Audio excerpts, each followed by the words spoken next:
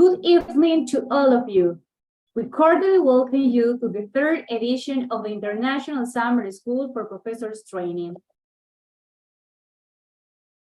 It is an immense joy for PENSER Corporation to meet today with so many professors from different institutions of higher education. We thank each of you who are joining us from countries such as Malaysia, India, Indonesia, Australia, Philippines, Thailand, Poland, Pakistan, Sweden, Albania, Vietnam, China, Canada, Italy, Romania, Russia, Colombia, Bolivia, Ecuador, Peru, Mexico, among others.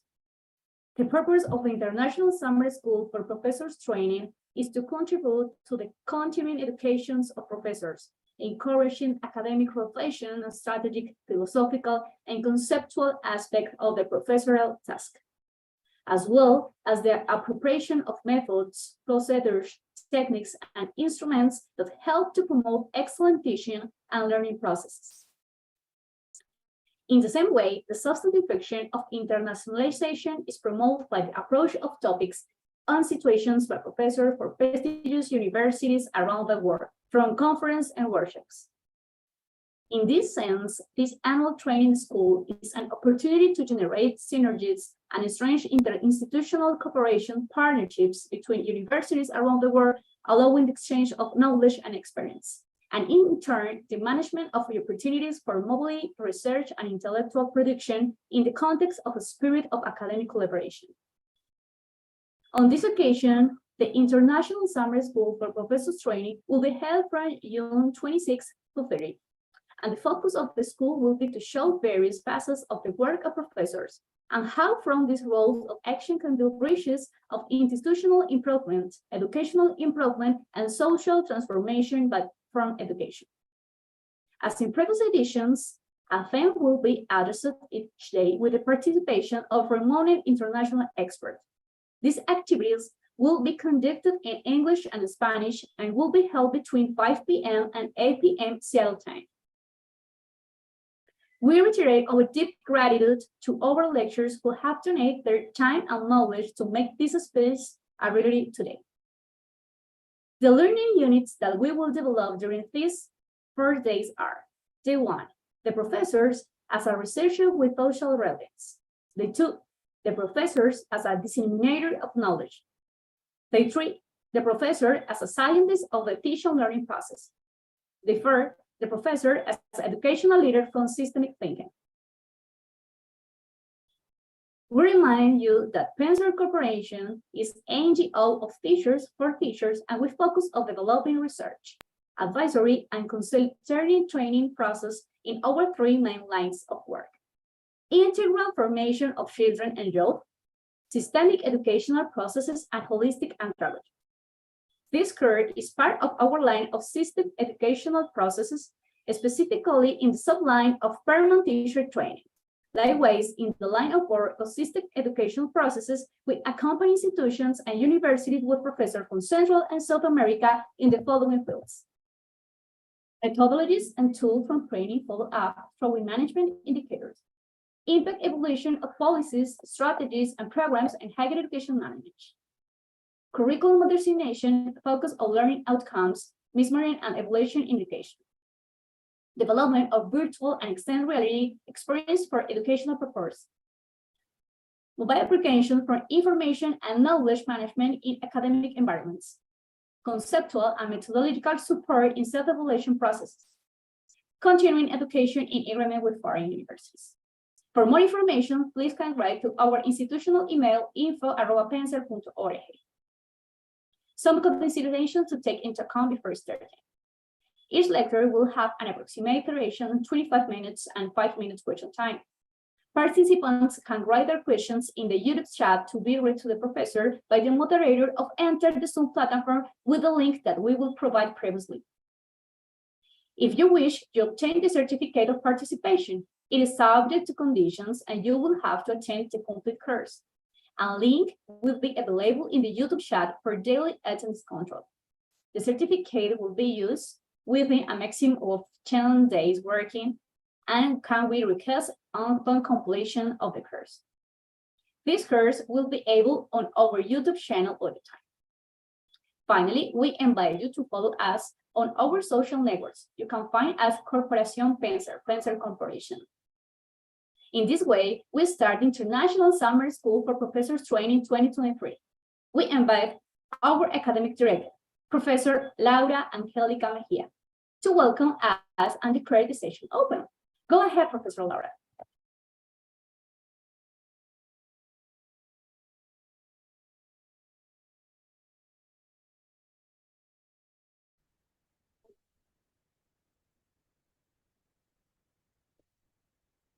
Thank you. A very special greeting to my dear colleagues, professors, academic directors, and the entire community of the PENSER system. I give you a very warm welcome to this space, which has been planned for you with the support of experienced professors and the highest level curriculums, and this time in English. As many of you know, the International Summer School for Professors Training assembles different academics from all around the world to accompany social transformation through education. For this time, we have the support of more than 25 professors from 18 countries from all continents. This has already become a scenario for knowledge management, which seeks to extend our community, professor networks, and academics not only in Latin America, but also around all over the world. At PENSER, we work every day to contribute to the transformation of education based on our lines of emphasis, which are integral training for children and young people, systemic educational processes, and holistic andragogy. With this in mind, we develop different activities that contribute to the achievement of our fundamental purpose. This international school is developed within the framework of systemic educational processes, where we reaffirm the construction of training scenarios from professors to professors. From now, on behalf of the PENSER Corporation, I express my most sincere thanks to all of you, professors, speakers, and participating public, for successfully hosting this initiative. Also, on Friday, June 30th, we will have a recognition of the Outstanding Latin American Professor 2023, another section that PENSER promotes to recognize Latin American professors who show their skills in different categories. We are very glad because we received more than 100 proposals in this one. As you can see, if we work together, we can move forward more effectively in the paths of democratization of education. Well, we declare this day of the International Summer School open. We hope that all contribution will be of your maximum benefit, usefulness, and relevance. Thank you very much and welcome. Un saludo muy especial, estimados colegas, profesores, directivos académicos, a toda la comunidad del sistema PENSER. Les doy una muy cordial bienvenida a este espacio que ha sido planeado para ustedes con el apoyo de profesores con experiencia y currículos del más alto nivel, y en esta ocasión desde el idioma inglés. Como muchos de ustedes conocerán, la Escuela Internacional de Verano para la Formación de Profesores convoca a diferentes académicos del mundo para acompañar la transformación social a través de la educación. Para esta ocasión contamos con el apoyo de 25 profesores ponentes provenientes de 18 países de todos los continentes. Este desde ya se ha convertido, o mejor, se ha institucionalizado en un escenario para la gestión del conocimiento, buscando extender nuestra comunidad, nuestra red de profesores y académicos, no solamente en Latinoamérica, sino en todo el mundo. En PENSER trabajamos día a día por contribuir a la transformación de la educación a partir de nuestras líneas de énfasis: formación integral de niños y jóvenes, procesos educativos sistémicos y andragogía holística, desarrollando diferentes actividades que contribuyan al logro de nuestro propósito fundamental. Esta escuela internacional se desarrolla en el marco de los procesos educativos sistémicos, en donde reafirmamos la construcción de escenarios formativos de profesores para profesores. Desde ya, expreso en nombre de la Corporación PENSER mis más sinceros agradecimientos a todos, profesores ponentes y público participante, por acoger de manera exitosa esta iniciativa. También, el día viernes 30 de junio tendremos el reconocimiento al profesor latinoamericano destacado 2023, otro espacio que desde PENSER procuramos para reconocer a los profesores de Latinoamérica que muestran sus competencias en diferentes categorías. Estamos muy contentos, pues más de 100 propuestas recibimos en esta ocasión, demostrando que cuando trabajamos de manera conjunta podemos avanzar de manera más efectiva en los caminos de la democratización de la educación. Bien, declaramos entonces abierta esta jornada de la Escuela Internacional de Verano, esperando que todos los aportes sean de su máximo provecho, utilidad y pertinencia. Muchísimas gracias y bienvenidos. Gracias, profesora Laura, por sus palabras. Thank you very much, Professor Laura, for your words. We invite in this moment the Professor Khairul Saleh Mohamed Sahari. He is currently the Deputy Chief Executive Officer, CO, Quality Assurance of the Malaysian Qualification Agency, MQA, since May 2019. As the Deputy CO Quality Assurance, he is responsible for all quality assurance, QA, activities of the agency, which includes policy and standards development, QA assessor development and assignment, accreditation of higher education programs and providers in the country, equivalence evaluation of foreign qualification, comparably exercise and QA processes and outcomes accreditation of prior experiential learning. Prior to the current post, he was a professor at the University Tenaga Nacional, the Energy University, holding the post of Assistant Vice Chancellor, Academic Director of a Strategic Planning Center, and Senate member of the university, among others. He is also an active assessor for accreditation of engineering programs under the Board of Engineers Malaysia. Dr. Khairul obtained his bachelor in mechanical engineering from Waseda University, Japan in 2000, and his PhD in engineering from Kanazawa University, Japan in 2006, respectively, with a research focus in the area of robotics and artificial intelligence.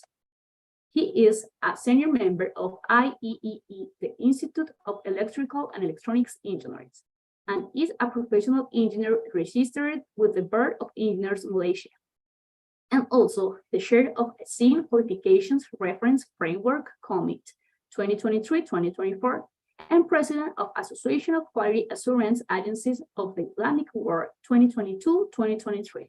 Go ahead, Professor.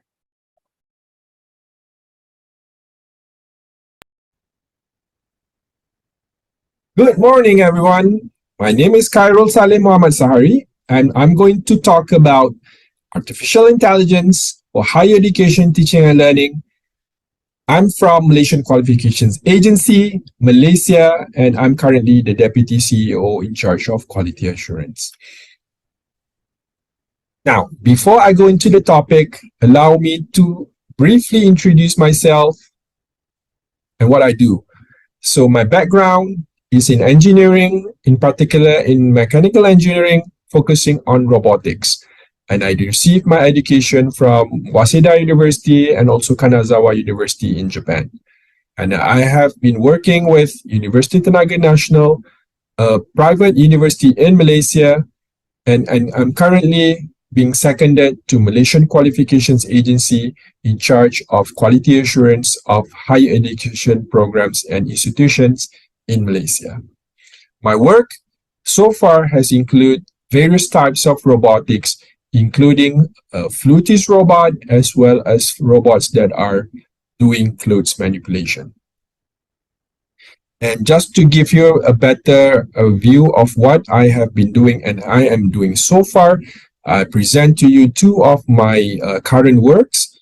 The one on the bottom left is a robot that is used to produce a mapping with regards to radioactive map inside an area, and the one on the right is involving a robot that is used to fold clothes.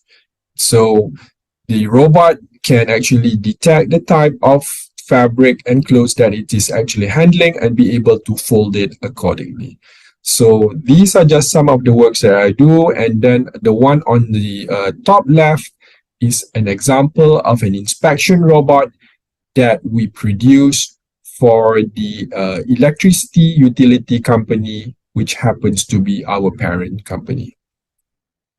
Now, these are some of the other works that I have and am doing. The main work of our group involves inspection robots, home service robots, and also utilization of AI and machine learning, including deep learning in various areas, and also other types of robots as well. Now, if you want to know more about my work, you can always email me and we can talk further about joint research and also sharing of research works. Today's topic, okay, going back to the topic, is about utilization of AI in teaching and learning in higher education. So the most important part about this AI that are used, being taught about in the past few months is about generative AI. Okay, AI that can generate something, whether it's text, it's image, it's a voice, it's a song, a video, and so on. So AI can generate many types of modalities, as I mentioned just now, and it is a game changer that society and industry need to be ready for. So this is according to the World Economic Forum. Now, what about the responses so far from the masses? So there have been mixed acceptance and thoughts about, for example, this generative AI. For example, we have ChatGPT. So in China, for example, Chinese technology firms had announced plans to create a ChatGPT style applications and create homegrown solutions. So there have been talk about rival apps being developed. And we know that ChatGPT is produced by OpenAI and it's now being one of the most used apps out there. And certain countries and certain institutions doesn't allow the utilization of ChatGPT. Okay, and in many other countries or areas, there have been updates in regulations. And for example, in Malaysia, MQA or the Malaysian Qualifications Agency has published an advisory note on how to ethically and responsibly use this generative AI in higher education, and we have published this in March 2023. And some of the higher education institutions in the country, for example, we have University Putra Malaysia, has launched a guide for use of ChatGPT in teaching and learning. So we have these type of publications in Malaysia that actually talks about how to responsibly use ChatGPT. So in a way, in Malaysia, we are not banning or we are not saying no to the ChatGPT in general, but it is totally up to the institution to make that decision. So advisory note from MQA says that provides guidelines to the relevant stakeholders, namely the educators, the students, and the institutions. So the most important thing that we want to highlight here is, again, it's about the ethical use, responsible use of these generative AI, including ChatGPT. And this is just one example coming from University Putra Malaysia. And again, just to reiterate that we are now using a lot of GPT-based AI applications. For example, we have the text-based, such as ChatGPT. We have image-based. We can actually generate image. We have, for example, Midjourney. We have video producing AI, speech producing AI, and also audio producing AI. So you can actually compose and make your own songs using AI. And you can use different voices from different people to actually make voices for games, films, and also your own video. So we have all these modalities, and it's very important to understand from the perspective of an educator what these technology can do, because we need to be well versed with it in order for us to be able to monitor the performance and also how our students are progressing in their studies. So I'm not saying that we should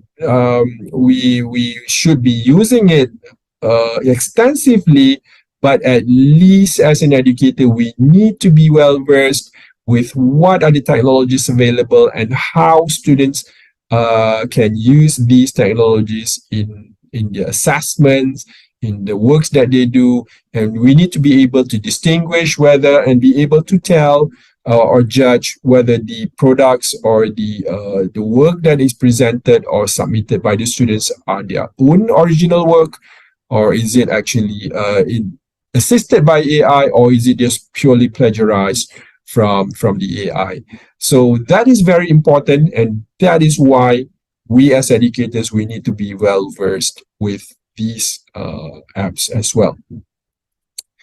Okay, and just to explain about the ChatGPT, GPT itself is a generative pre-trained transformer, and that is basically the definition, and you can read from this text about what the meaning of GPT. And the GPT 3.0 or 3.5 has been used as a base to produce or to develop this ChatGPT. So ChatGPT 3 has been announced on November 2022, and we have now version 3.5. And of course, the evolution of the GPT itself is very, very fast. So we are expecting that the ChatGPT and other generative AI will also be improving very, very rapidly in the next few months, to say the least. And how can we use ChatGPT or other AI to actually help us with our teaching and learning? It actually help us to create lesson plans, questions answering, text classification, to provide creative ideas, fresh creative ideas or advice for a refined thought, create rubrics for assessment, translate sentences, and all these other things that you can actually do with AI. Okay, you can keep on interacting with it, ask it to refine and personalize your request. So iterations by iterations, you can actually use the prompt to actually refine and fine-tune the answers and suggestions from for example, from ChatGPT. And that is basically how you can fully utilize this ChatGPT. But of course, ChatGPT and other AI is not perfect. So it can be tricked. And some of the answers that is provided by ChatGPT may not be accurate. Okay, so it is up to us again, and the students who are using, for example, ChatGPT to assist them in doing their homeworks and so on, to be able to check. This is their responsibility to check the answers, check back the facts, whether it's correct or not, and then only what they need to also do is to own the information, to own the knowledge, and then use that responsibility for them to actually produce their homeworks and assignments and so on. So as a lecturer, we also need to be able to advise our students so that they can actually utilize ChatGPT optimally, but not to rely too much on ChatGPT to do their work for them. And of course, AI in education is not new. We have always been using, for example, Turnitin. So to check against similarity, against plagiarism of the assignment submitted by our students. So the same applies to now we have AI tools to actually check the submissions of students against the usage of ChatGPT. So that is very important for us to know as well. There are available tools to assist us in at least checking these submissions of our students. Of course, AI has been always used in chatbots, in for example, Grammarly, in Quillbot, and so on. And AI can be used for various areas in education. For example, for education management and delivery, for learning and assessment, which is the main part that I'm going to discuss today, and to empower teachers and enhance the teaching. So we can use AI to check plagiarism detection, adaptive tests for differentiated assessments, and automated grading and grade prediction. So that's very useful tools using AI. Now, we also have AI to empower teachers and enhance teaching. We can use AI to attract the attendance of our students, personalized learning advisor, intelligent content recommendation, and virtual assistants as course tutoring chatbots. Okay, so I think these are some of the things that we can use AI for in higher education. Of course, there are also advantages of using generative AI such as ChatGPT. Advantage to the educators, it helps us to get information. It reduces time for searching. This is actually the same applicable to the students as well. So to be used for future research ideas and to write content and present research ideas and make education more interactive. Okay, and but of course there are some concerns. Of course, the main concerns will be whether the work submitted by the students are their original work or not. And that's why I keep on emphasizing that we need to be able to know what are the tools available to the students so that we can actually counter that through others as well. So, and this is just some survey from University Putra Malaysia in Malaysia about how useful is ChatGPT to you. And educators actually answered that it's very useful for teaching preparation, to generate research ideas, and to help our system in writing. Now, if you talk about the conventional way elements of teaching, this is generally the basic elements of teaching. We have these 8 principles or elements. We start from the planning and preparation, the instructional delivery, the assessment and evaluation, how we manage the classroom, the relationship between the student and the lecturers, and of course, this is utilization of technology is also important, and how we have different methodology and also approach in providing in conducting teaching and learning is also important, and professional development, of course, of both the lecturers as well as the students. Now, these are just some guides to the educators on how we can use ChatGPT in activities. So, of course, we can allow students to use ChatGPT and have a discussion on the rules of its usage. So that's up to the individual lecturers to decide, or the institution can also have institutional level rules in managing this ChatGPT. Okay, and of course, create more collaborative and discussion activities. So when you have more collaborative and discussion activities, the students, when they discuss, they do so from their own working and long-term memory. So they can look up for quick answers, but to carry on a conversation, most of the work comes from their own thinking. So after a discussion, students can recap the discussion and share their reflections about it, and that's much harder to do with a bot. So there's ways of doing embracing ChatGPT. Of course, the students can look up for answers, but they have to again own the answer and maybe use that answer to prompt for elaboration of further answers with regards to the subject.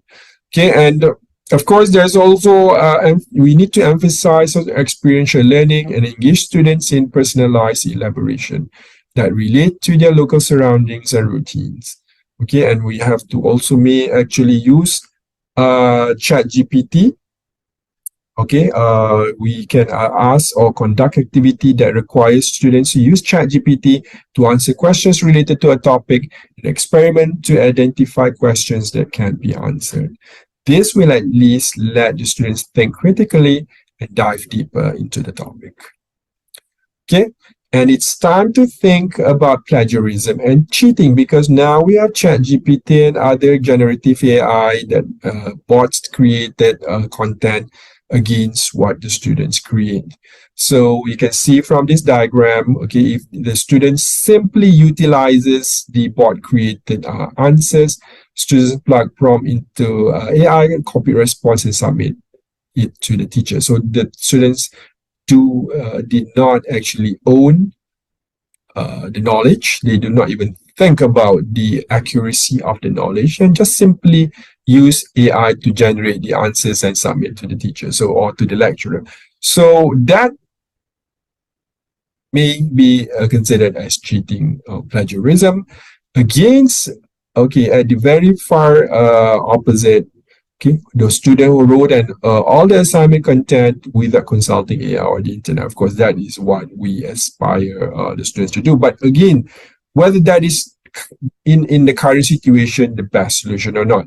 So perhaps it's time to rethink about AI being a tool to assist the students in getting or the answer, and they then be able to create or to generate a better feedback or better answer that they can submit to the lecturer.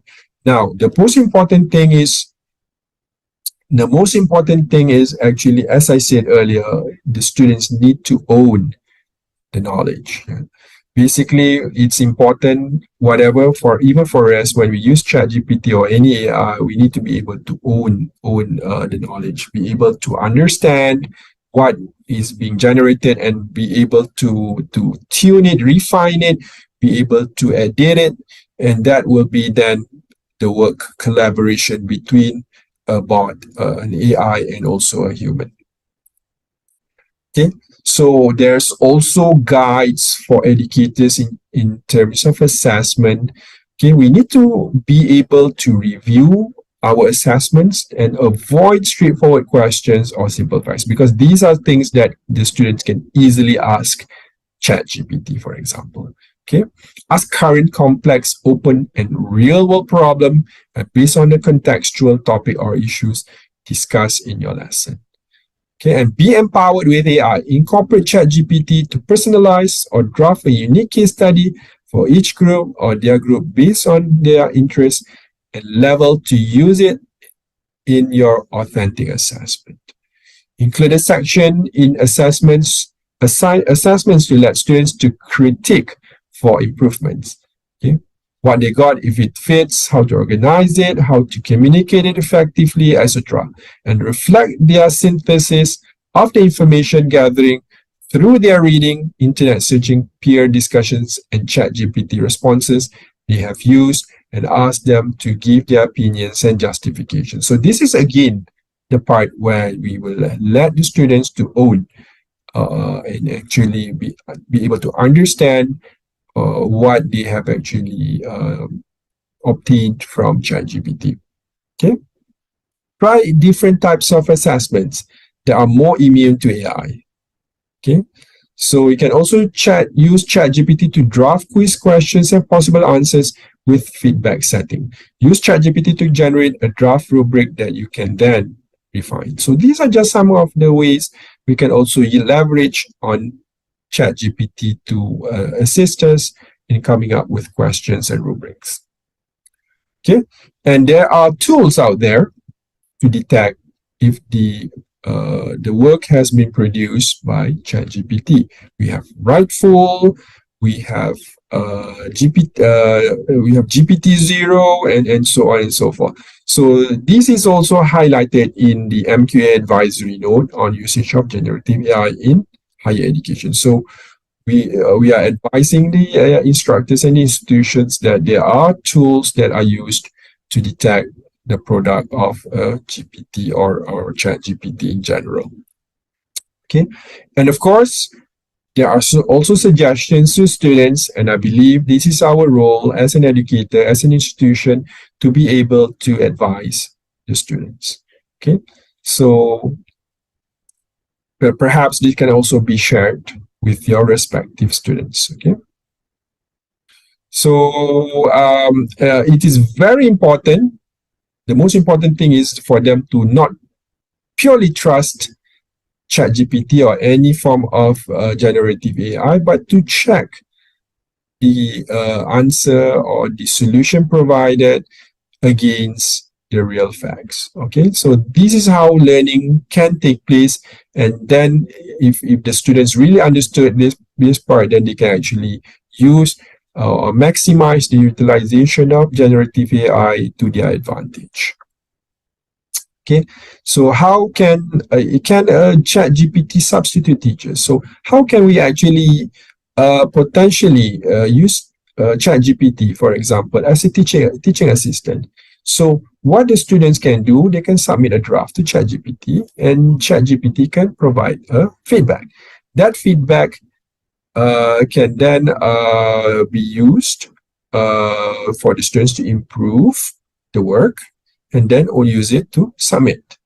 Okay, as a lecturer, we can also use ChatGPT to check against the students' work, okay, and utilizes the feedback to provide supplies rubrics to the students. So ChatGPT can then provide feedback to students. Okay, we can also, if let's say the students and the lecturers use GPT appropriately, then it is not the one on the left, but it's more the one on the right. So in the one that is the bad case is that if the student just simply prompts the ChatGPT to provide a response and use it to submit to the lecturer. Okay, so that will then be translated directly to the grades, and if the lecturer can use apps to check against the submission, whether it's being generated by AI or not, then that can be reflected in the grades given to the students.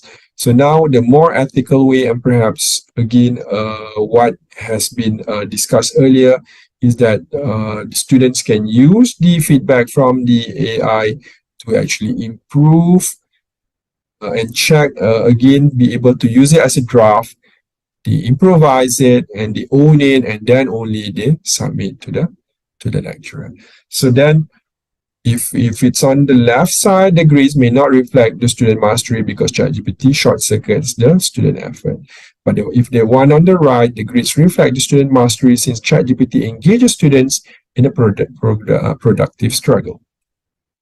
Okay, and AI is something that is used now everywhere. So there is also a guidelines by UNESCO on AI curricula school for the K-12 system. Okay, so it's something that we need to embrace, yeah, even at the school level, not only at the higher education level. And this is AI and education guidance for policymakers. So we can also take a look at this publication from UNESCO. And for Malaysia, for example, we also have the National Roadmap for Artificial Intelligence 2021-2025. And it is highlighted in this national roadmap, the principles for responsible AI.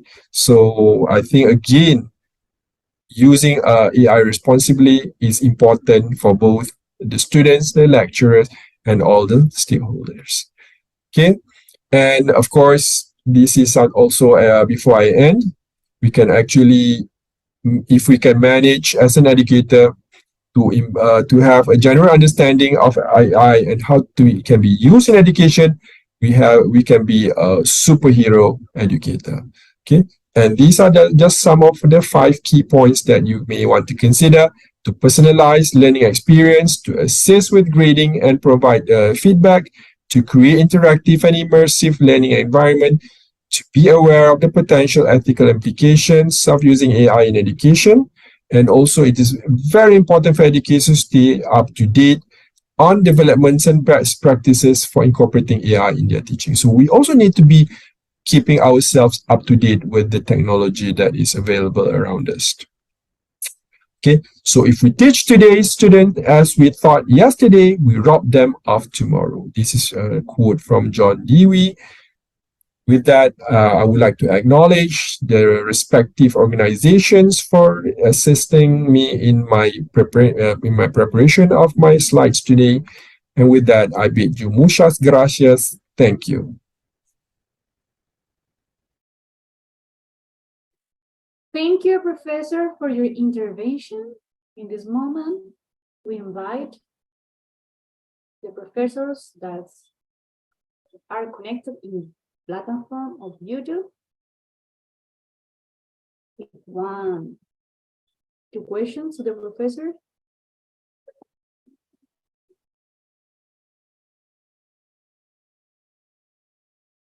Just can you give us maybe 13 seconds for the time to YouTube to Zoom?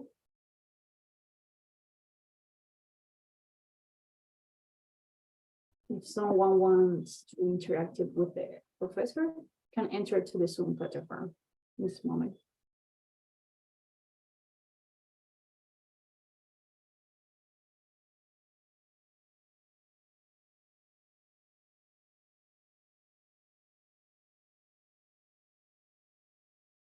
In this moment, I have a question. Professor says, what are the key aspects that teachers should take into account to reduce the possibility that the results provided by artificial intelligence are wrong?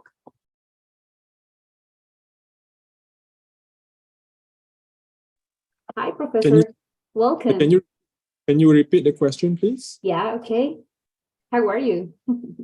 Yeah, fine, thank you. Okay. What are the key aspects that teachers should take into account to reduce the possibility that the results provided by artificial intelligence are wrong? What are the things that the lecturers have to understand? What are the more important things that the teachers have to do into account to reduce the possibility that the results provided by artificial intelligence are wrong? Oh, okay. So I think number one, the most important thing is to understand. We ourselves, we need to know what are the available tools out there. So I think that is the most important thing, because if not, then we will never be able to tell what the students are using when they submit any assignments or projects. So I think that number one is to be aware of what is available, at least, and if it's possible to also try out all these platforms, because they are mostly either available free of charge or at a very minimal fee. So having that sharing discussion among the faculty members in the school, in the university, in the institution is very important as well, because of course we ourselves, we may not be able to understand or tell everything or be able to distinguish everything. Having a common maybe regulation at the institution is also important. So eventually, I think in the end, how we can actually tell or maybe triangulate with the students and ask the students to actually explain, elaborate on what he or she has been doing or been submitted through the means of, I think the best way is through oral discussion or maybe question and answer orally. Normally, that is the best way to triangulate how actually a student's performance, whether it's actually genuine or not. So I think that is some of the advice that we can provide.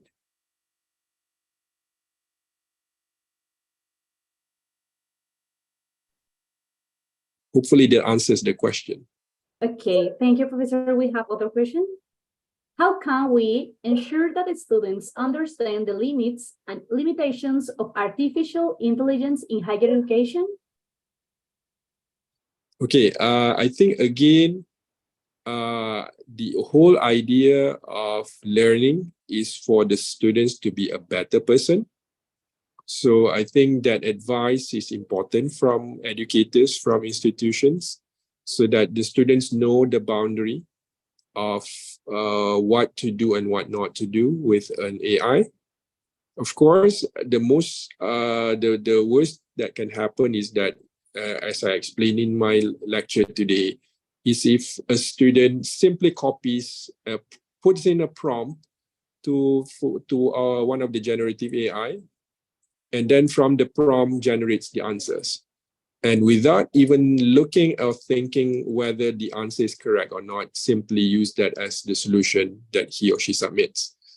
That will be not owning the knowledge, right? So I think he or she has to be able to look at the proposed solution from AI, from the generative AI, be able to think, be able to edit it, be able to own it, and then be able to curate and use that to his or her advantage.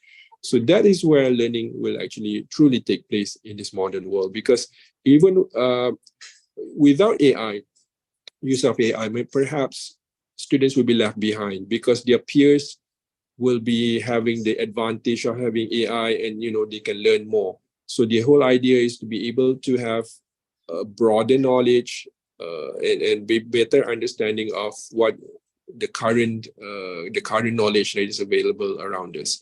So as a lecturer, of course, again, it's very important to explain to the students that they really have to understand, use the AI tools as a tool to enhance their learning, not to cheat and not to answer on behalf of the students. So I think that is the most important thing that we as educators, we need to advise our students. Thank you. Okay, thank you very much, Professor Cairo. It's an honor to the Corporation PENSER that you stay tonight with us. We hope that you will be in other activities. Okay, thank you very much. Thank you. Muchas gracias. Okay, have a good night.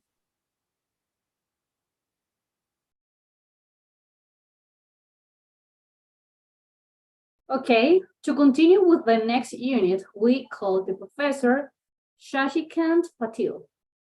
He's having 22 years teaching experience and fellow member of IETE,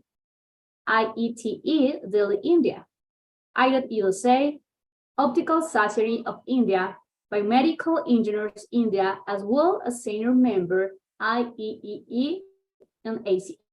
Besides this, he is chartered engineer as well as brand ambassador for IEEE by Digital and Innovation team of IEEE. He is IEEE Bold graduate of IEEE. As a TPC member and designated reviewer, he has served for more than 350 more international conferences with more than 70 publications. Presently, he's working as an associate professor in electronics and telecommunication engineering at SVKM's and MIMS Sherpur. Go ahead, Professor. Welcome.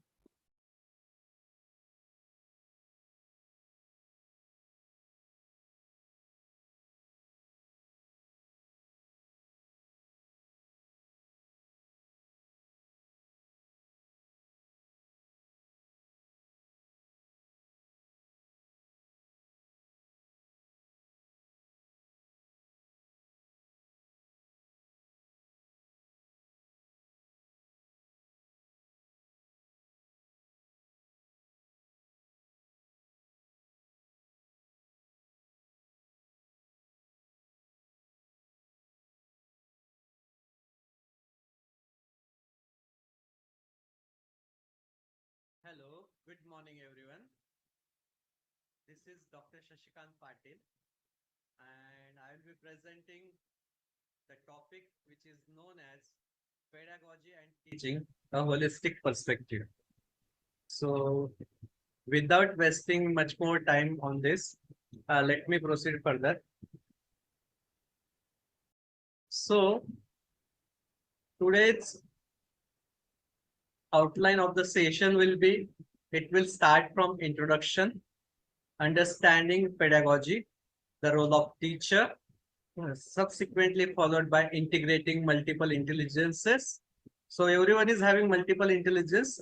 We are inherently having a different kind of multiple intelligence that we'll see.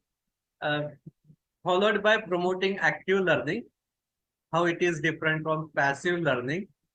Then assessing holistic learning, 360-degree learning, so as to improve the teaching learning impact or teaching learning perspective.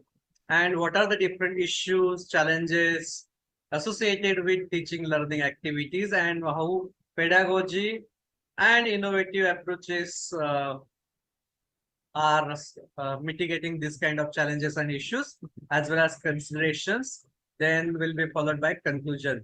So every session is having some objective, and every session is having some outcomes. So let us see, whenever we are starting new venture, anything, any new idea, anything we want to propose, we always have some goals, some perspective, some objectives. And to attain that objectives, we are following a line of action. And at the end of that particular thing or idea or solution or proposal, we are getting some outcomes. So we need to see how that outcomes will be attained. So today, the outcomes of today's sessions will be how participants will get awakened and acquainted with pedagogy and modern pedagogy and different delivery mechanisms, teaching learning tools, so as to improve the teaching learning activity. So this is the outline of session. Let us move further. So first of all, what do you mean by pedagogy? So pedagogy is nothing but it is one kind of mechanism or one kind of tool so that student can understand the concepts, difficult concepts, or whatever things are there, they can easily understand it, grasp it, and acquire it. So there are two types of pedagogies are there. One is traditional, another one is holistic approaches. So, or we can say modern pedagogical approaches. And there are some principles and some perspectives of holistic pedagogy. So when we are using pedagogical things, so we have to see that it should be student-centered learning followed by whole person development, so that students will get 360-degree development and they should groom with all-round development and come up with a flying colors. Then cultivating critical thinking skills, we should be able to use this kind of pedagogical tools and delivery mechanisms and innovative approaches so that students can inculcate the critical thinking skills, and by which they can come up with new ideas, new solutions to the day-to-day problems.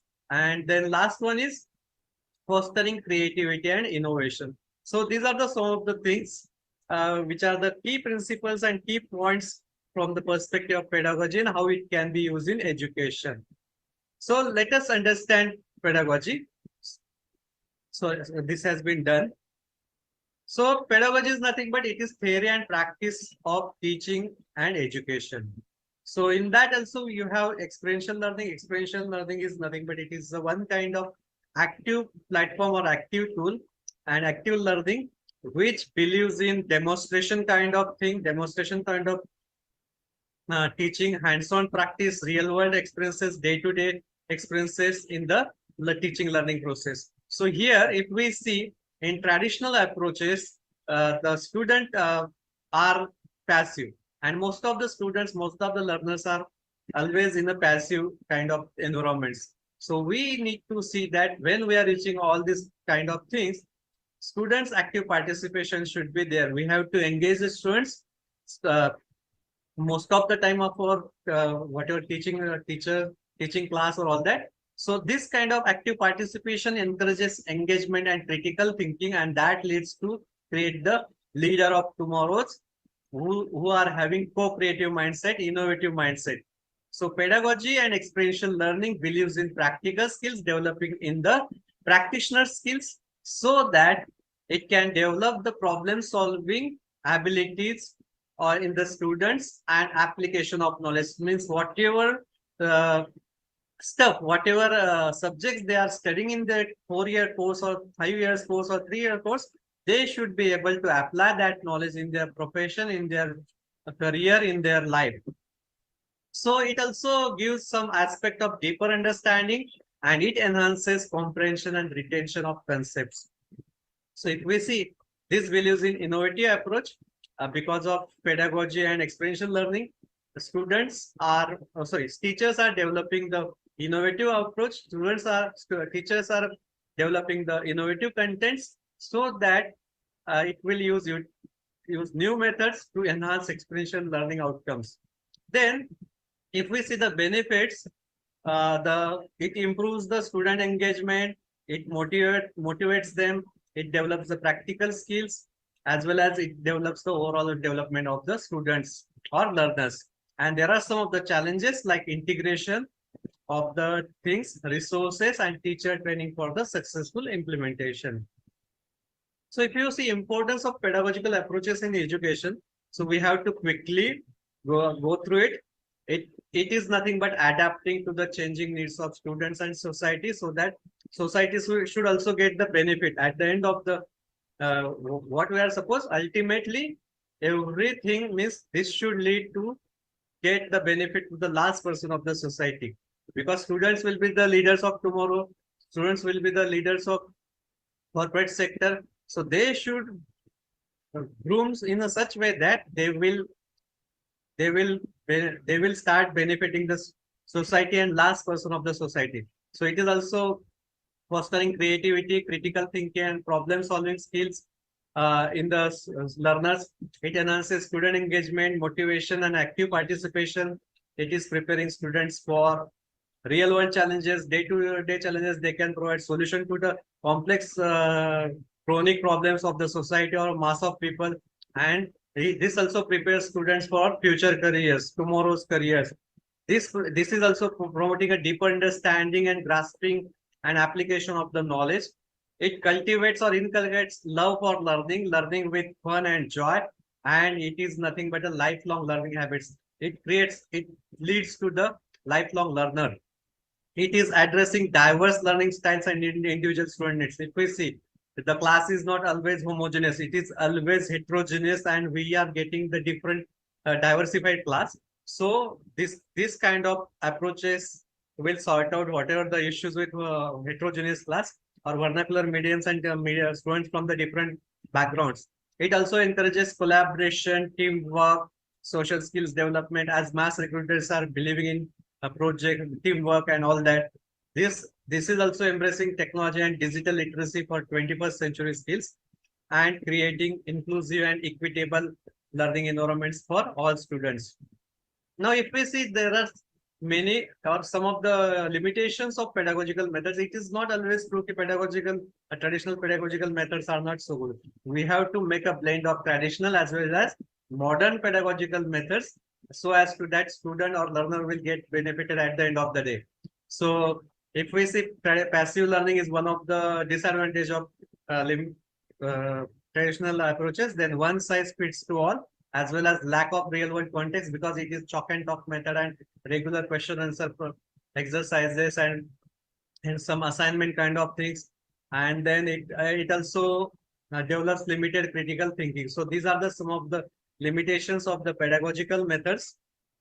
Then it reduces motivation. There is a bombardment or a overloading of information is there, and it leads to inadequate skill development. Then limited collaboration is there, insufficient adaptability is there, unequal accuracy. So these are some of the challenges and issues are there and limitations. That's the reason it has given lead to the modern pedagogical approaches. Now, if you see, pedagogy refers to the theory and practice of teaching and education. So it encompasses instructional strategies, methods, techniques used to facilitate the learning. So experiential learning or demonstration kind of learning is nothing but it emphasizes the importance of hands-on real-world experiences, day-to-day problems, solving day-to-day problems in learning process. It also encourages active participation and critical thinking and reflection. So pedagogy and experiential learning or innovative learning plays a crucial role in shaping and developing and grooming effective education practices. So here we will discuss benefits of experiential learning and its relevance in the modern educational landscape. So we need to get ready to discover for practical strategies and implementation of innovative pedagogical methods. So let's dive into the world of engaging hands-on learning experiences. So experiential learning helps students in all aspects, and this talk explores how innovative approaches in pedagogy can enhance experiential learning and outcomes. We'll examine principles, benefits, and challenges associated with this innovative approach. Let's explore exciting world of pedagogy and experiential learning together. So if you see goal cycle of experiential learning, so it is nothing but it is abstract conceptualization, active experimentation, concrete experiments, and reflective observation. So this stuff was thoroughly studied by Cole, and it also believes in experimentation, and that gives rise to the modern pedagogical approaches. Then we have experiential learning cycle. It starts with concrete experience, reflective observation, abstract conceptualization, and active experimentation. Then we can see Bloom's taxonomy and Cole's cycle of learning, how we can correlate. So if you see Washington Accord or Abbott's graduate attributes and Cole's cycle of learning, they are very much correlated. Active experimentation leads to creating, concrete experience leads to evaluation, analyzing, and all that. Reflective observation leads to evaluation, analyzing. Then abstract conceptualization is leading to understanding and remembering.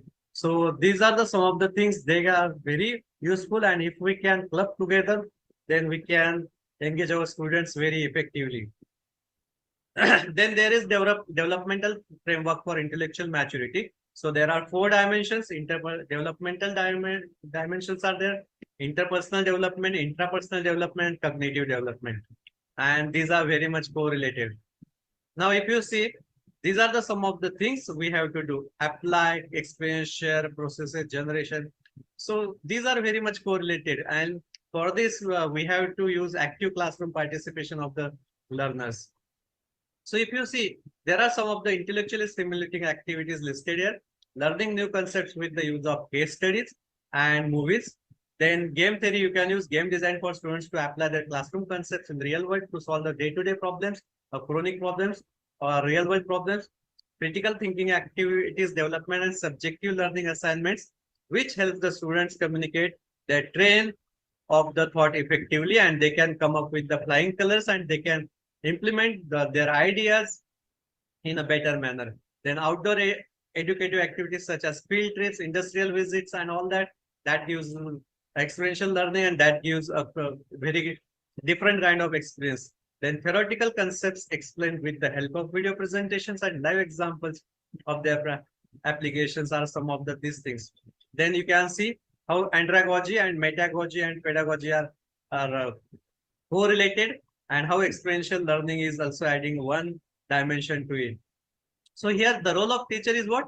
Shifting from authoritative figure to the facilitator. Now we are not supposed to be a guru or like that. We need to be a facilitator. Our role is facilitator. There is many stuff are available on web resources, different sources. So our job is now facilitator, to act a mediator between learner and web resources and other teaching learning materials. Our job is again nurturing meaningful teacher-student relationship, emphasizing empathy and emotional intelligence, and supporting diverse learning styles and abilities. We need to adapt ourselves. We need to change our role. Then there are different type of integrated multiple intelligence in every student. So we need to identify that, and we need to correlate them. In this case, Howard's Gardner theory of multiple intelligence, and same thing you can incorporate various types of intelligence in teaching strategies like linguistic intelligence, logical intelligence, spatial, bodily, musical intelligence, interpersonal, intrapersonal, naturalistic, and existential intelligence. Then we need to promote the active learning. In that, we have to engage the students through hands-on activities. We need to encourage the collaborative learning and group work so that their working in team, or they can cooperate each other. And that habit of working in team will help them to work in the projects of the recruiters. Then using technology as a tool for interactive learning, use of ICTs, use of different platforms for that. Then incorporating real world examples and applications. So there are some of the challenges and considerations are there. So there is always resistance to the change.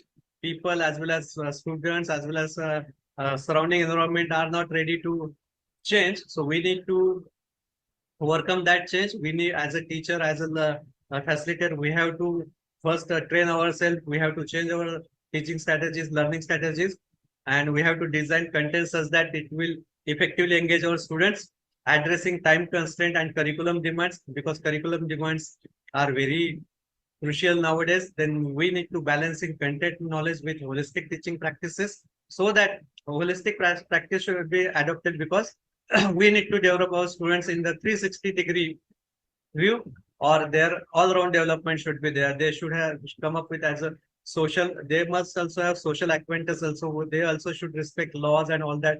So from that perspective, their learning should be there, and professional development and continuous improvement should be there, and students should come up with as a effective lifelong learner. So with this, I tried to deliver a pedagogical approach, and pedagogical approach should be such that it should help the students as well as teachers, so that students will come up with a bright flying colors and they can give back to the society. Our aspect is such that learners and students should be developed in a such a way that they will give back to the society, and they can use their knowledge to solve the day-to-day problems, to solve the societal problems, to solve the problems of mass of people, to solve the problems of community, to solve the problems of environment, to solve the problems of uh, our nature or mother earth planet. So our strategy or our teaching strategies should be such that it should give rise to the good students, all-round developed students, 360-degree developed students, who with social corporate responsibility. They must have social acquaintance. With this, my topic is finished. My session is ended. Thank you so much.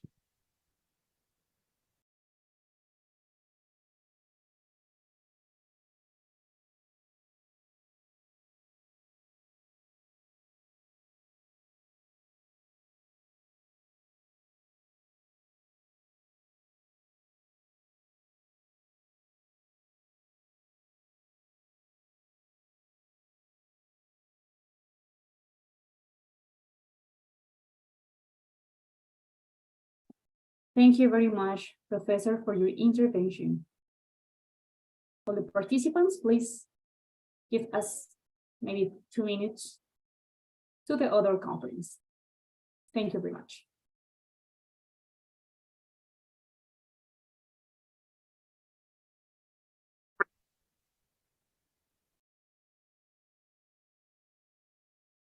El que sigue es Muhammad.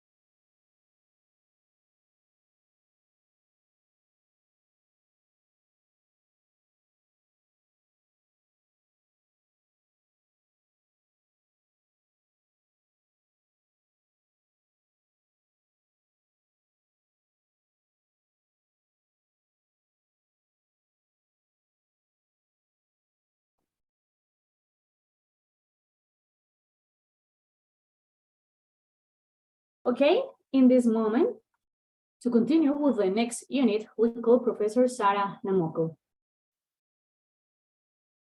Academic qualification, graduate bachelor in secondary education, major in home economics from the Mindanao State University Ligan Institute of Technology on April 2000, cum laude.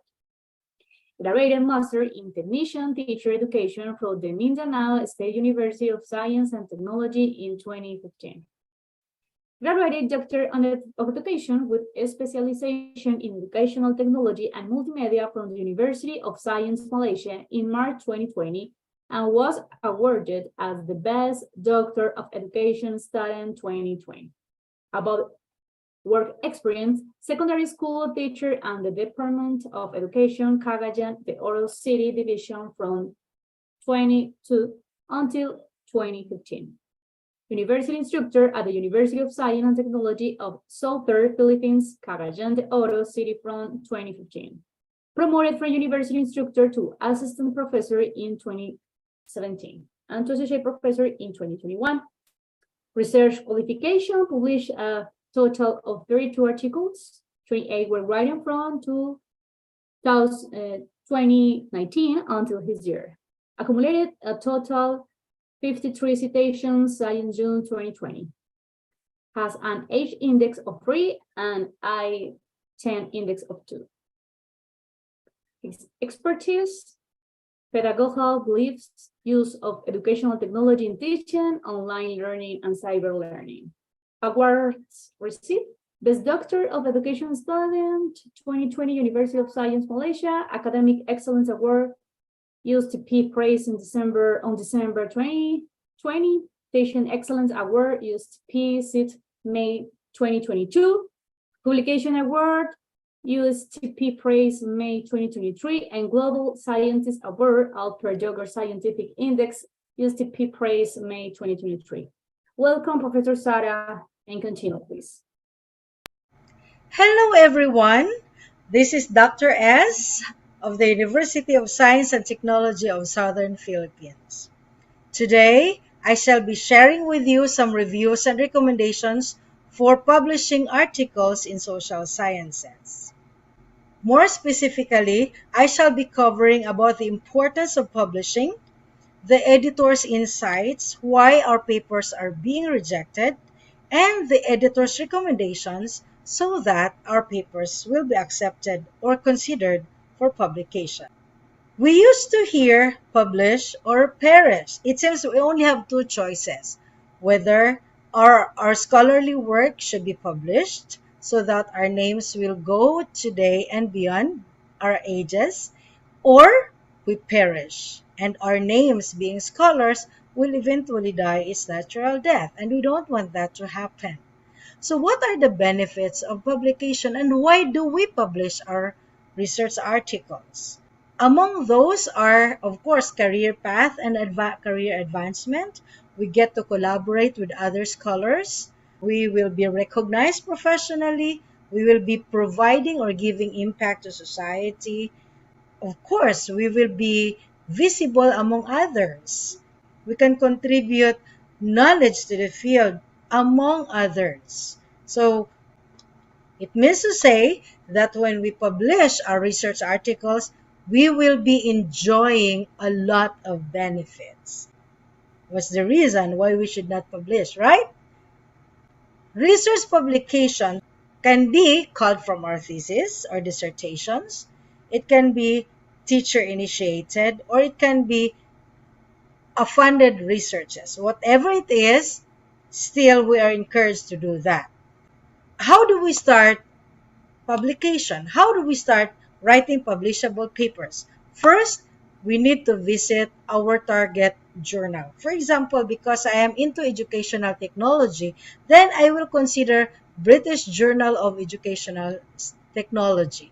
And then I will look into their aims and scope so that I will see if the paper I have in mind is acceptable to this journal, or we will be able to check what this journal or what topics this journal wants to publish. And then another thing that we will need to consider when choosing a journal is the abstracting and indexing. We want our papers to be published in ISI or Scopus Index journals. And then visit the editorial section and see what are the trending topics that this journal is publishing, so that we will be assured that the topic that we are going to study or we are going to endeavor for our research is worthy to be accepted in this journal. No journal will accept an obsolete topic, so we need to consider that. Okay? And it is very important that when you want to publish in this particular journal, we have to cite an article or two that they have published. Because in the first place, what is your business doing in this journal if you are not even reading their publications? So it's just a common sense. It just makes sense to cite a paper or two from this journal. What are the common reasons why our articles are rejected upfront by the editors? Okay, we will visit Elsevier, Taylor and Francis, and Sage publications. What are their thoughts about rejecting journals, and why? What do the editors say why they reject articles for publication? According to Elsevier, our articles may contain elements that are suspected to be plagiarized, or it is currently under review at another journal. So, it is a big no-no when you submit your article to different journals at the same time. Or if our manuscript is incomplete, of course, who will receive this kind of articles? Or the article does not conform to the journal's guidelines. It uses poor language. The references is incomplete, or you are using old references, or your references are from unreliable sources. Another reason could be that the procedures or the analysis of the data is seen to be defective. The conclusions cannot be justified on the basis of the rest of the papers. The paper is incomprehensible or it is boring. Definitely, if your paper are like this, then Elsevier will not accept our papers. Then how about Sage? What do they say about our papers being rejected? According to Sage, our paper lacked novelty, uses inappropriate research design. It has poor methodological descriptions. The quality of writing is poor and the rationale of the study is weak. Then we have to think. How about Taylor and Francis? According to the editors, we sent our articles to the wrong journals, or the one that we sent is not a true journal article, and we do not follow the journal's guidelines in submitting articles, or our manuscript is unsound, it is unethical, or it lacks objectivity. In other words, from the three publishers, the common thing there is that the methodology of our paper is not objective, it is not clear, it is not rigor. Why methodology? The methodology section of our articles is where we establish our expertise in research methods. And the methodology section is where other researchers or future researchers will base so that they can replicate or they will replicate our study. So if the methodology section of our study is faulty, then it is very likely that the editors of the journals that we want our papers published will reject our paper outright. And we don't want that to happen. According to the editors of the Journal of Applied Structural Equation Modeling, they said that several recurring shortcomings in the manuscripts, particularly in relation to methodology, are detrimental, and it results to outright desk rejection. And we don't want that to happen to our hard-labored research articles. In addition, Jordan and Troth in 2020 mentioned that a rigorous method is an important part of editors' and reviewers' assessments of a manuscript for publication.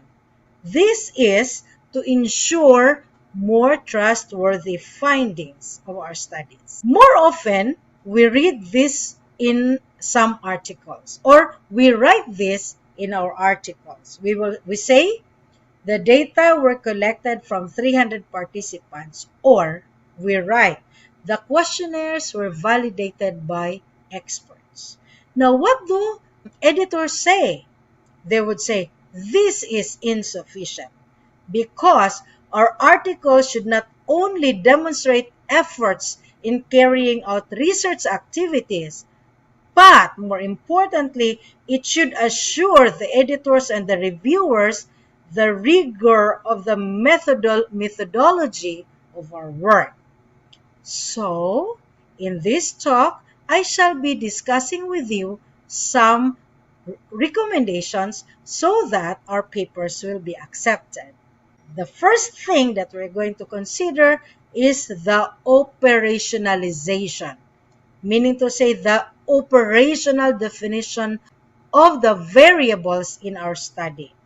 Accordingly, a good operationalization of the variables in our study contributes to the clarity of the study constructs and the accuracy of the instruments. Meaning to say that if the variables are concretely defined, then it is easy for us to look for the most appropriate research instrument that will measure this variable. Therefore, we need to explicitly operationally define the variables in our study. And once we have operationally defined the variables, then we are going to choose the items or the scales that will best measure these variables. Once we have identified the research instruments or the scales that we're going to use in our study, then we need to cite the original author. Also, mention in your article whether that instrument is adopted or adapted and the number of items per variable. And then, it is very important that we cite the original source. Now, in the case that the scale is taken from another source and not from the original developer of that scale, then it is important that we cite both the one that we are citing and the original source. And it is important that we report the reliability of the scales measured in the source paper that we are borrowing. And then, in our article, because we are limited with the number of pages, report only a sample item per variable. And then, provide all the scales and the items in the appendix of your paper. The second one is the validation of our research instrument.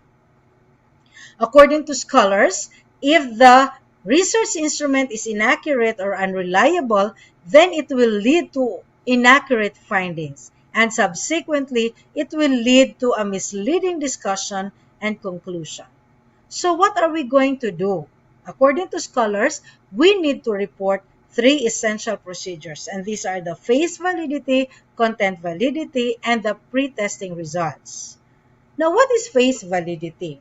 Phase validity refers to the clarity, the appropriateness, the logical connections, and the format of the questionnaire items. Meanwhile, content validity refers to the relevance, representativeness, and comprehensiveness of the question items. Meaning to say that all the question items in our scale should be measuring the variables it intends to measure, and that the questionnaire, the format should be clear, logically arranged, and appropriate to the target population or to the target sample of our study. what are we going to report in terms of phase and content validity? According to scholars, we need to explain what phase validity is and what it does in a research. And then we are going to report how many experts were recruited to conduct the phase and content validity, what are their designations, what are their years of experience, and other inclusion criteria, why we chose them to be the experts that will test for the phase and content validity of the instrument that we are going to use in our research project. And then report the process by which this validity is conducted. And then also we need to report the experts' feedback in details and what are their concerns regarding the scale that we are using. And then also what are the revisions that were made from the original scale that we are using, and the revisions that were made after the phase and content validity testing. And then what are the experts' recommendations to better improve the research instrument. Meanwhile, pre-testing, the purpose of pre-testing is to ensure that the actual respondents of the study will understand all the question items in the questionnaire. So what are we going to report? We need to explain what pre-testing is and why it is carried out in the study.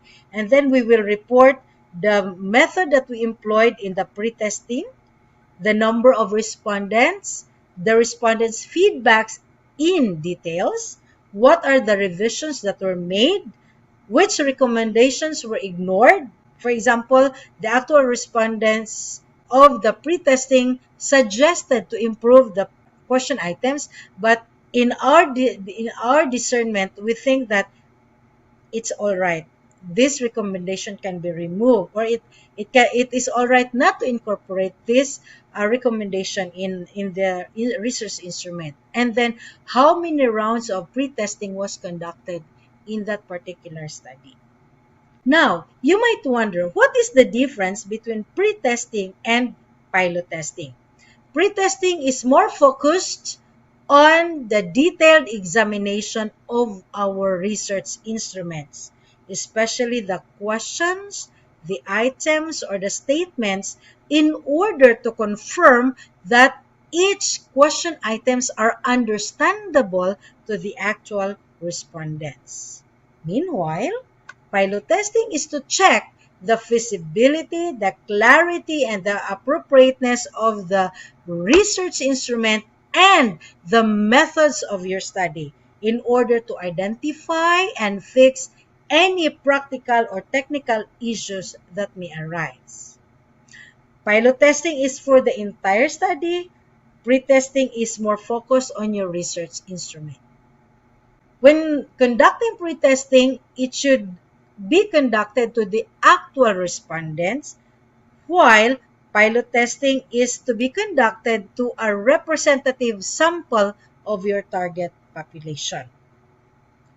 The sample size for pre-testing will range from 30 participants, 5 to 10 participants, or 12 individuals. It's up to you, depending on the complexity and the length of your research instrument. Meanwhile, pilot testing can employ 25 to 100 individuals, 10 to 30 individuals, or 10% of the sample projected for the study. It depends on you. Again, it depends on the complexity of your research instrument and the length of your research instrument. Now, the procedure for conducting pre-testing is cognitive interview, while pilot testing is actual interview. And the analysis for pre-testing requires no statistical analysis, while pilot testing will require that you compute for coefficient alpha. Now again, pre-testing is needed to ensure that the question items in your study are understandable to the actual respondents. All right. The third one is the sampling strategy. the chosen sampling technique, whether probability or non-probability, in your study must be justified. So, how do we report the sampling strategy? Scholars suggest that we need to mention what is the specific type of probability or non-probability sampling. You just don't mention this study employed probability sampling, but we have to mention this study employed simple random technique. And then you have to justify why. And then it's important that we cite who are the seminal authors about this different sampling technique. You might ask, am I going to use random sampling or non-random sampling technique? According to scholars, we will use random sampling technique if we have a sampling frame. What is a sampling frame? A sampling frame is a complete list of individuals, objects, or units in a population from which a sample will be selected. It makes sense that if you don't have the list of all the individuals that are intended to be your target population, then how can we do random sampling technique, right? Now, the advantage of random sampling technique is that it ensures unbiased, representative, and equal probability of the population of the study. Meanwhile, in the absence of a sampling frame, scholars say we will settle for non-random sampling. However, the criteria is that we should have a very detailed description of the inclusion and exclusion criteria as to who will be included in your respondents and who will not be included in your respondents. And the advantage for this is that you will have a higher response rate and therefore you will have more relevant data sets. Now, how do we report the sampling strategy? According to scholars, according to editors rather, we need to report what is the unit of analysis, an individual or an organization.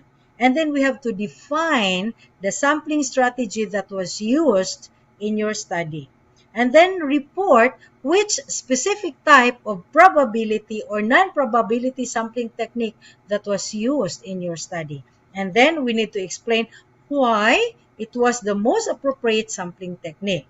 And then report if there are any inclusion and exclusion criteria that were used in selecting your respondents, especially if you are employing a non-random sampling technique. And then report if there are more than one sampling technique that was used and why. The next one in the checklist is the administration of questionnaire. It's very important that we have to be very, very detailed in reporting how we administered the questionnaire, whether it is online or face-to-face or through telephone. Whatever is the strategy that you use, we have to report it in details. So, first thing in reporting is that we need to explain who are the respondents of the study and why them. And then we're going to explain how the data was collected. Was it done in a single attempt or in multiple phases? If there were multiple phases, describe how many samples were collected in each phase of the study. And then report the mode of data collection. Is it face-to-face? Is it through mail? Is it through telephone? And then justify why you use that kind of data collection. And then indicate the proportions if there was more than one mode that was employed.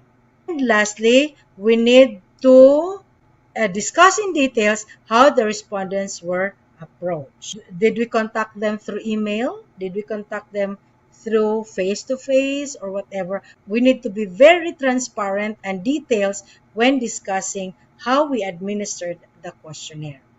Next to report is how we protected the anonymity or the confidentiality of our respondents. And then report the overall duration of the data collection. When was the data collected? and then mention if there are external, natural, organizational, or cultural factors that may have affected the response rate or the mode of the data collection. Say, for example, because of the COVID-19 restrictions, the data collection was prolonged, or the response rate was very low because of the accessibility or the geographical location of the respondents of the study. We also need to report any reminders that we sent to our target respondents of the study. How many samples were collected without a reminder? How many samples were collected with a reminder? Then we also need to report if there are statistical tests that were employed. For example, is there a significant difference in the response rate between those who were sent with reminders and those who were not sent with reminders? Actually, it depends on the procedure of your data collection. And then it's important that we report the response rate if applicable. However, if you are collecting data through online, then there is no need to report to the response rate because you don't know how many have received your invitations. Because probably in your instruction, you may ask your respondents, please share this to your friends. And you don't know how many friends of friends have received the survey. Therefore, we cannot actually compute for the response rate. Therefore, it is not necessary to report the response rate for online survey. And the next report is how many samples were collected and how many of them were excluded during the initial screening. And then report the exclusion criteria and how many samples were considered for final data analysis. This is in the case when you are going to report after you have identified the outliers of your study. So now that we have learned the details of reporting the methodology section of our papers, it is my fervent hope that we shall be able to publish more and more excellent quality papers in reputable journals. Thank you very much and good day, everyone. Again, this is Dr. S. from the University of Science and Technology of Southern Philippines. Good day and enjoy writing and enjoy publishing your papers. If you are interested to read more about the items that I have been sharing with you today, you can visit the references that I'm using in this report. Again, thank you very much and have a great day ahead. Thank you. Thank you very much, Professor, for your intervention. We have two questions in this moment. If other people want to enter too soon, you can do it. But in this moment, I will read two questions, okay? The first one, how does the choice of a suitable journal affect the publication of an article in the social sciences? And what criteria should be considered when choosing a journal to publish an article in?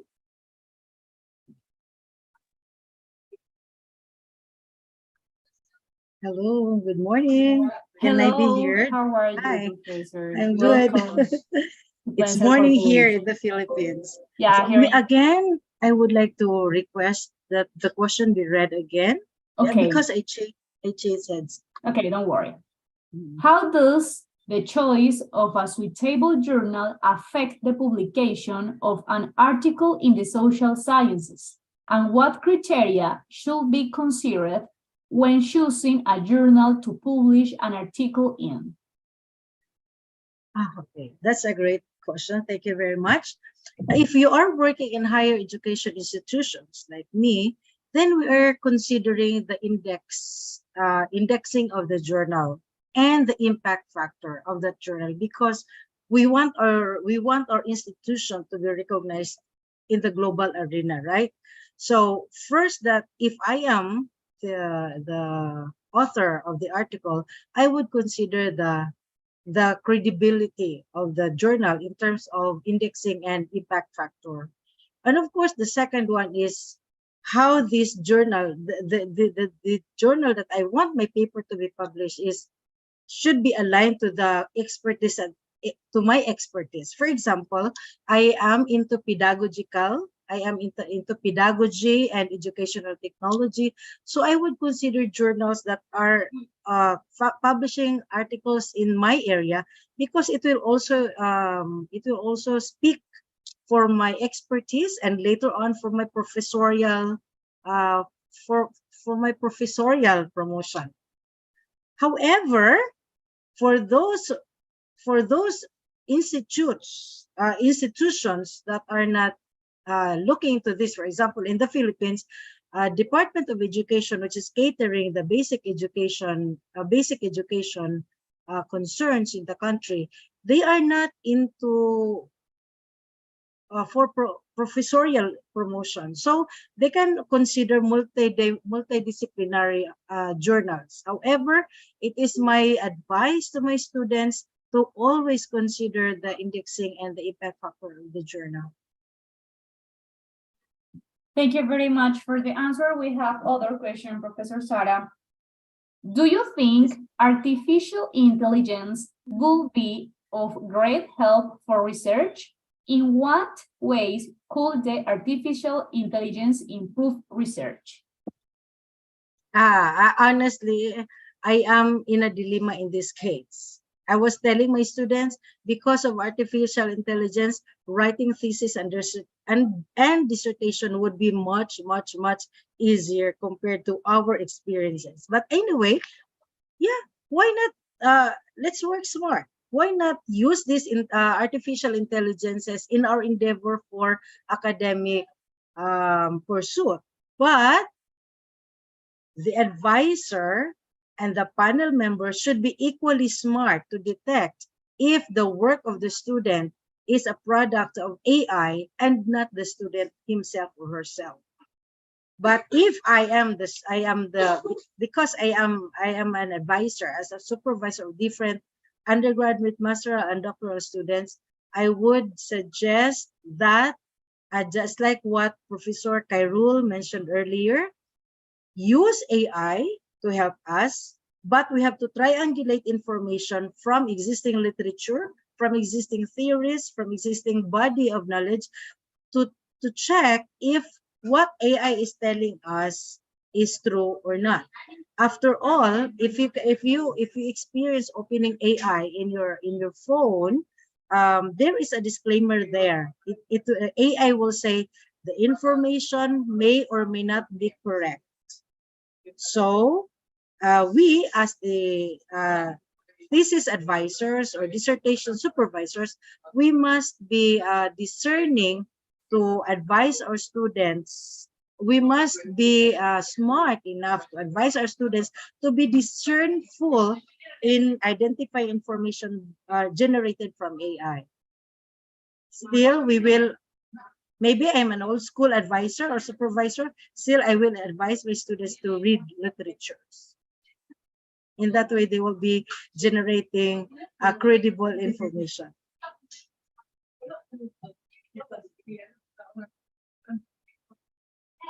Okay, thank you very much, Professor Sara, for being here in the International Summer School for Professors Training. We hope that you stay in other activities with us, okay? Have a good day.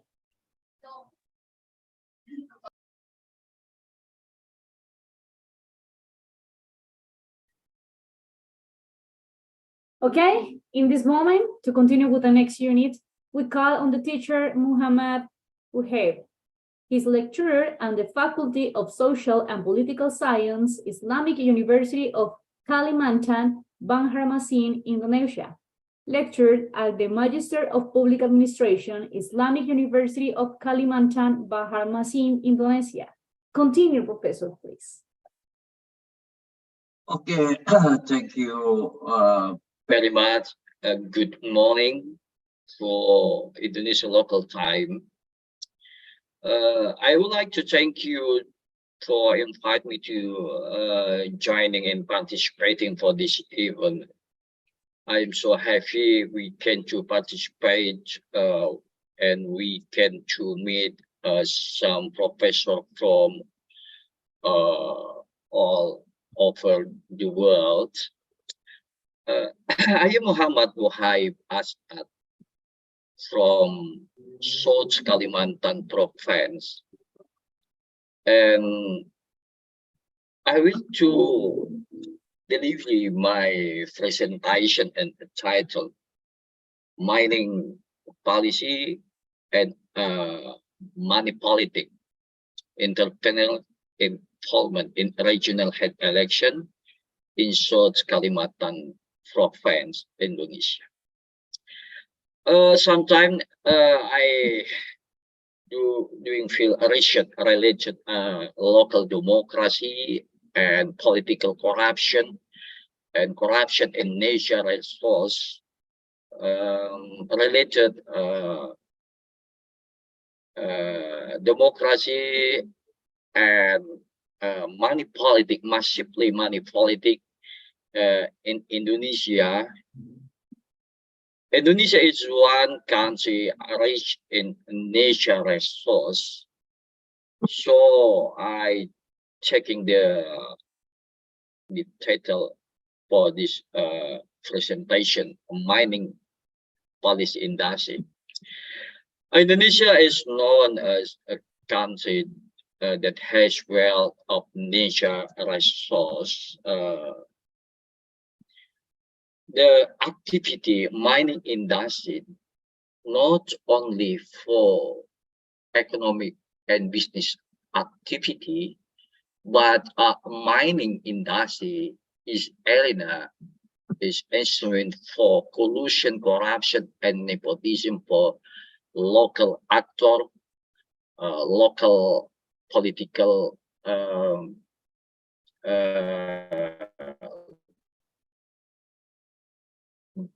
and business to make political network, political patronage, and economic patronage to supporting financial for candidate head local election. Mining is arena instrument collusion between businessmen and politicians in South Kalimantan province. It is not just only for Kalimantan, South Kalimantan province, but several regions in Indonesia. After Indonesia in democratization, after crackdown General Suharto's government, now we living in democratization era. After Suharto crackdown, after Suharto to be power 32 president in Indonesia and crackdown 25 years ago. In Indonesia now, we are in democratic transition. How to manage this country after under government Suharto and this political design authoritarianism 32 years. Now we are living in democratization era. Any shifting paradigm, structured politics and economic. It is the amazing. It is the beyond imagination for Indonesian people today. Unfortunately, after 25 years democratization in Indonesia, democratization today captured under politics of oligarch. Oligarch very dominant in Indonesia. The capitalism to manage politics and economic life in Indonesia today. Democratization, the dream of democratization after crackdown Suharto's government. But democracy now in Indonesia, we are living and backsliding of democracy, back to ignorance democracy. no change, no to democratic substantive, that just only formal and ritual democracy, election to election, just to how to spend a lot of money to ritual democracy, formal democracy. In democratization era, impact on high-cost democracy. Indonesia is one country in the world high-cost democracy. So many businessmen, many mining boss involved to be supporting financial for a candidate had local election. The local election after elected in contestation politics, the mining boss, local strongmen taking position to be shadow government, shadow state, and always control for head local government and how to control the policy, especially related coal mining industry, related the policy, natural resources. Kalimantan, South Kalimantan province, well known as the second product coal mining industry in Indonesia. The coal mining industry, the massively coal mining industry, but not to bring local people to life in will beneficiary from economic revenues resource, just the reach of natural resource in South Kalimantan province just only captured by local oligarch, the oligarch how to buy business collusion and political patronage between bossism, mining bossism, and local politicians. Okay, the involvement of mining entrepreneur in a regional election, mining entrepreneur to become political dealer or broker to supporting financial for candidate. The impact of the business group involvement in democratization, especially regional head election, namely the establishment of businessmen and political relationship.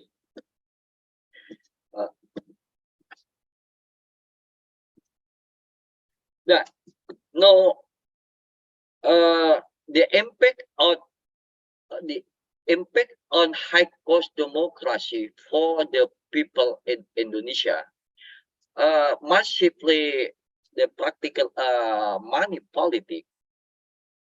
Money politics very massively in all different region in Indonesia. It is impact on very low the political education. It is the power of political party, how to build political literacy and how to shape education for the people. It is the problem democratization era in Indonesia. People how to taking money from the candidate, from politician. So democratization just only like the TikTok. It is very funny. It is the game from the oligarch group, from the boss mining industry, from the boss businessmen to the role and influence the ritual democracy in Indonesia today. The problem of democratization in Indonesia today,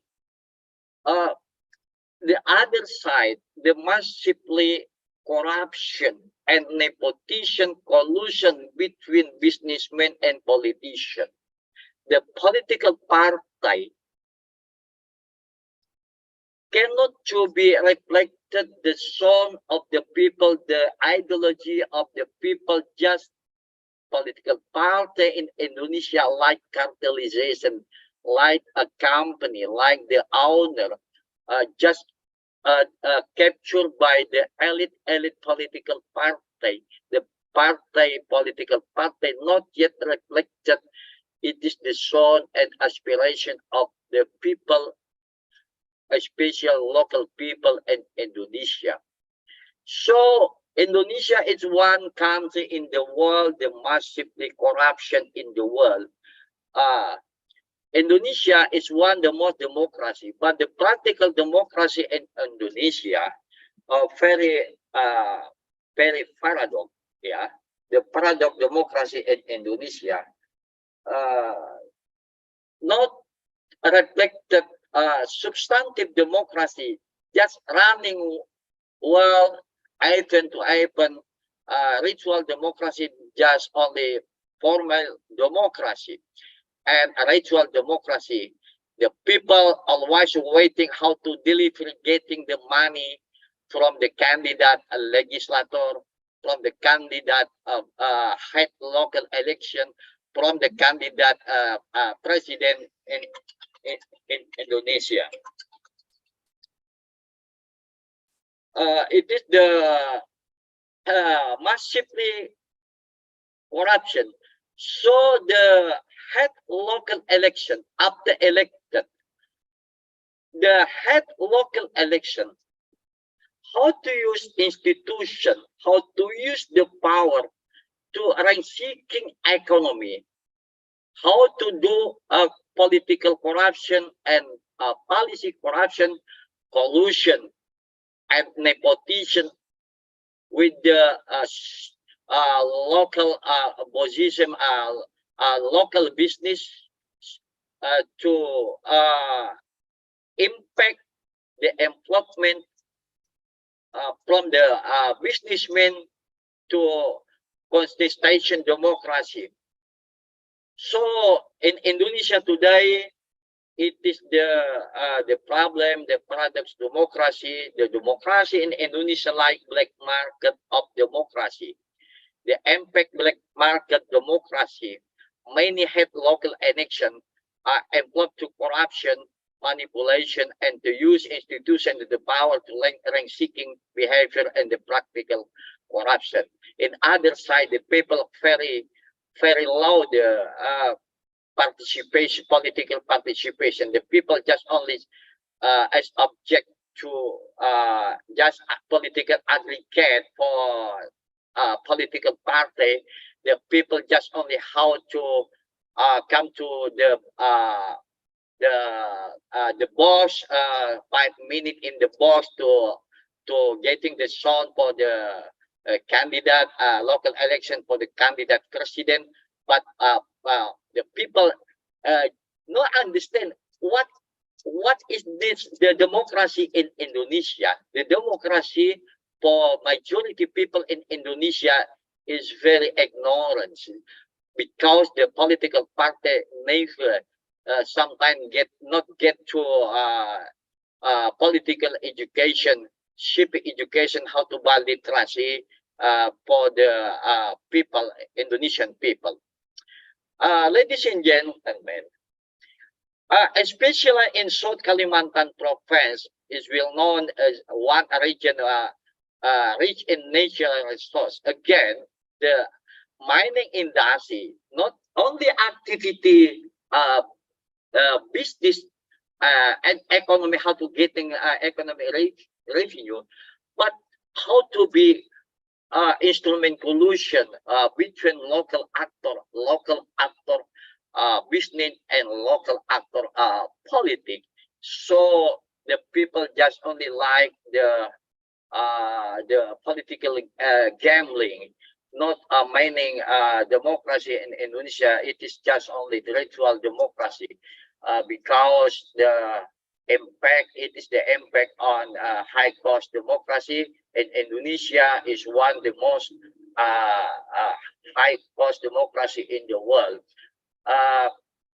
Indonesia, okay, it is Indonesia is one the country the most democracy in the world, but the practical democracy in Indonesia is very paradox. Now Indonesia, according to Professor Thomas Pepensi, Indonesia is backsliding of democracy, and many research and many observe from US, America, Australia, talking about democracy Indonesia, democracy for sale. Money is power, money is everything. How to be elected candidate for had local election, and how to use money power to be a candidate president Indonesia. Like today, the practical living democracy in Indonesia. It is effect on the political literacy. Indonesian people is very low. Now people just not understand what is democracy, what is the politics. Politics is not important for the people. Politics just only the role and the game of politician and businessman collusion between politician and businessmen, how to capture the political landscape and how to capture local power in Indonesia between collaboration between politician and businessmen. Ladies and gentlemen, it is my problem. It is our problem in Indonesian democracy today. Like a university, the student, the university not can out many lecture taking silent culture. Many students not interesting in talking about politics. Just student just to activity, not ideology. How to make the student to be the agent of the social change. No student in Indonesia very pragmatism, just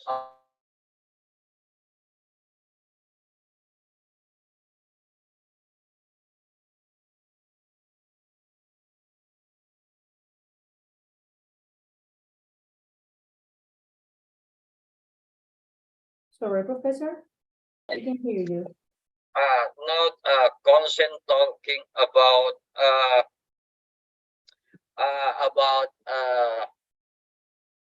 abuse of power, not constant talking the official government, the practical corruption. A student in Indonesia today not a consciousness how to image of the future, the nation, the better Indonesia for the future. Just a student full activity, a practical activity, not to talking about discussion about the politics and economy. Structure economy is not injustice economy, injustice feeling, social justice. It is not area for students in Indonesia. Not interesting talking about politics. Not interesting talking about massive corruption and education corruption. Not interesting talking about deforestation, impact on mining industry, many area remove, many people remote from the area. It is impact on intervention, mining industry and activity, palm industry. It is okay again. It is the problem in Indonesia. The university several universities in Indonesia just only take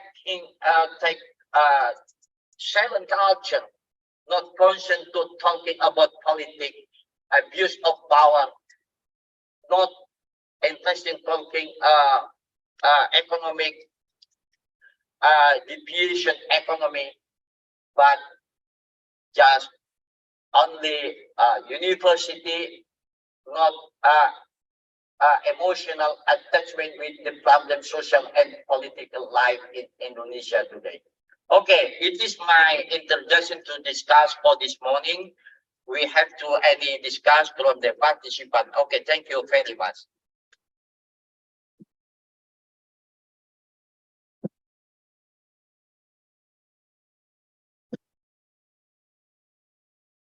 Thank you very much, Professor Muhammad, for your intervention.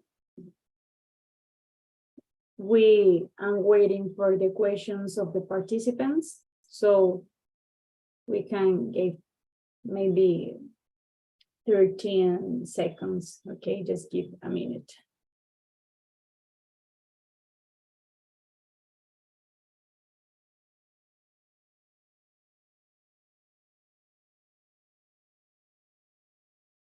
Just give me a second.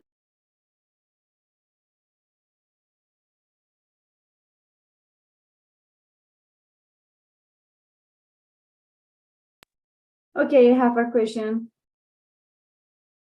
From your perspective as a professor, what would you recommend that professors teach their students in order to change the mentality and have fewer political problems in the future? Could it be values such as honesty, loyalty, service, maybe? Okay, the environmental academic atmosphere in Indonesia today, not only students not interested in talking about politics, but a lot of lecture not interested in talking about politics. It is atmosphere, environmental academic is several university in Indonesia. It is impact from the policy higher education in Indonesia, forbidden for student and lecture to critique the policy government. If you always to critical policy government, you can do any problem. Yeah, we can to barrier to be full professor, student forbidden talking about politics and corruption and unjust structural economic life in Indonesia. Indonesia's no, it's very bad government today. I will to say you that in Indonesia is one of the largest country in the world. More than 275 population and more than 11,000 island in Indonesia. The government, Indonesian government, is very confusing how to manage the nation, how to manage nature resource for the welfare for Indonesian people. The nature resource just only beneficiary for businessmen and oligarchs to collaborate with politicians, political party, and other side, the university, several university in Indonesia, take silent, not constant talking about abuse of power, corruption, and the prosperity for in all region in Indonesia. Indonesia are very rich in natural resource, but many people living in poor, many people still living in poor, many people not housing, many people nutrition stunting in Indonesia, many people can to continue study to university, no financial to pay for uh, continuous study to university. Then it is the problem for the government to accumulate to distribution financial for education is very limited in Indonesia. Indonesia more than 4,000 university in Indonesia, but not quality education in Indonesia. The university in Indonesia just the product certificate, not a quality. Maybe different from Philippines, Singapore, Malaysia, and other countries. The Indonesia just like to product certificate only for student and after graduate students. So very many graduation student confusion to looking a job. Many jobless, many graduation to be a jobless, and Indonesia so difficult to looking for job in Indonesia. The image is very stupid government Indonesia. Many people looking job to abroad like to Malay, to Arab, Saudi, to Middle East countries to looking for job. But because the government no opportunity open for job for Indonesian people, so in other side, many local foreigners like from China come to Indonesia looking for job in industry extractive in Indonesia and in mining industry. At the end of the paradox, the policy government to open opportunities for job for graduation university. Okay, thank you very much, Professor, for your answer and for your intervention this night. We hope that you stay in other activities of the PENSER Corporation. Thank you very much. Have a good night. Okay, thank you very much. Okay, well, this is the end of the first day of our International Summer School for Professors Training 2023.